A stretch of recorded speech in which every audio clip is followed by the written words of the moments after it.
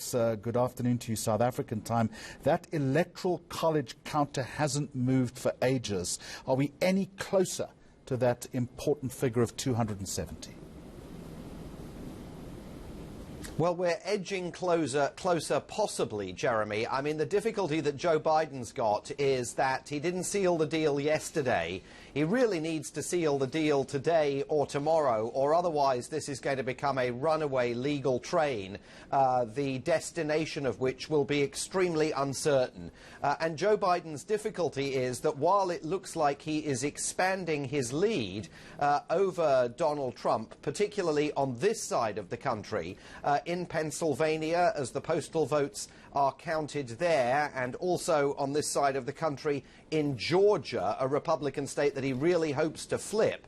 On the other side of the country, Donald Trump's lead is expanding in Arizona, and Arizona's complicated because Fox News and the Associated Press already called the state for Joe Biden. So Arizona is showing up in some of the delegate count totals for Joe Biden. But the other television networks have consistently said it was too close to call. And so in their projections of where things stand, Joe Biden has fewer votes in the Electoral College than he does in some of the other computations. I mean, if you look at where the New York Times currently says things stand, they argue that Joe Biden's got 253 of the 270 Electoral College votes he needs. So he needs to win 2 or 3 more states. Now, it looks like he's on course to win Pennsylvania.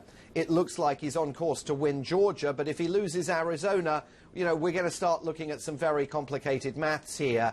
And Donald Trump and his team are working overtime in order to try and salvage the possibility of President Trump winning 4 more years in the White House. And, you know, as much as the Democrats are chastened by the fact that Joe Biden did not deliver the landslide win that many Democratic strategists here expected, equally, I think there are Republicans that are very surprised that it isn't just Joe Biden who broke all records for amassing presidential votes on Tuesday. More than 70 million Americans voting for him, but Donald Trump, who broke all Republican records with more than 66 million Americans voting for him. So this is a highly polarized society once again, and whichever candidate ends up losing this election, they will still continue to speak for a boatload of Americans.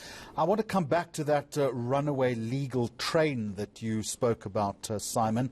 I'd suggest to you that its engine is possibly starting to build up a head of steam. I referenced in my introduction to you that lawsuits definitely have been filed, but are they more spoiler lawsuits than anything else?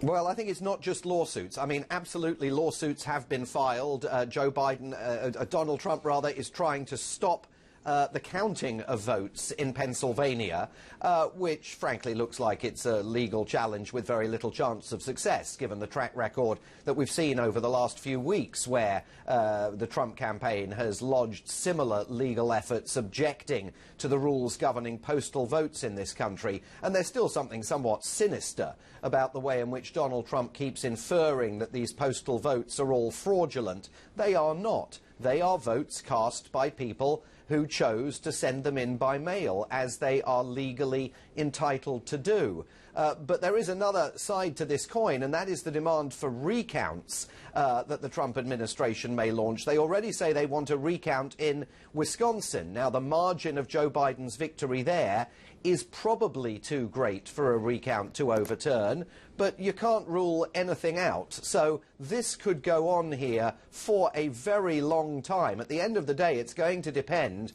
on whether the candidates simply choose to slug this out, maybe for weeks to come. We could get in a situation where Joe Biden gets to that 270 number, but Donald Trump continues to say, I'm not recognizing the outcome of this election until all the recounts and all the legal actions come to an end. And that could lead to a real constitutional struggle here. Simon, there was one network that amused me when it quoted people close to how the candidates think, which I thought was a delightful turn of phrase. When you talk to your people who are close to how the candidates think, what is the the sentiment within the White House and also in Wilmington, Delaware, where Joe Biden is waiting?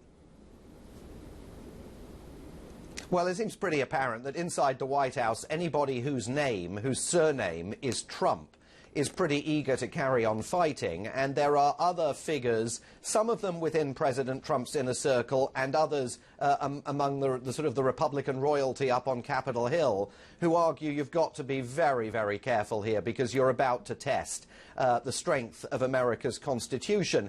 There's also the sense, I think, among Senate Republicans, look at Mitch McConnell, it looks like he's going to carry on being the majority leader in the Senate. He will command a majority there of Republicans. So if Joe Biden does become president, Joe Biden's going to get nothing done. The idea that, you know, half of the things that Joe Biden's been talking about on the campaign trail for months will advance one jot, you can write off, because it looks like the Republicans have managed to hold on to their majority in the Senate, which in and of itself weakens Joe Biden.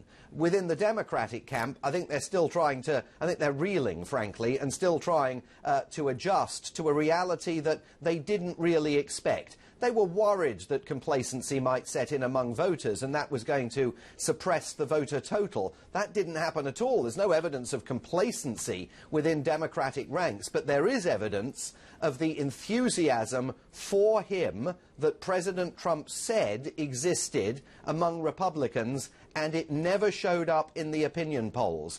They enthusiastically got out in record numbers and backed Donald Trump.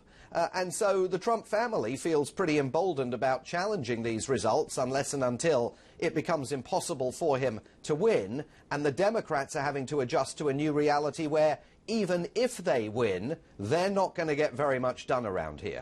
For the moment, Simon Marks in Washington, D.C., thank you very much indeed.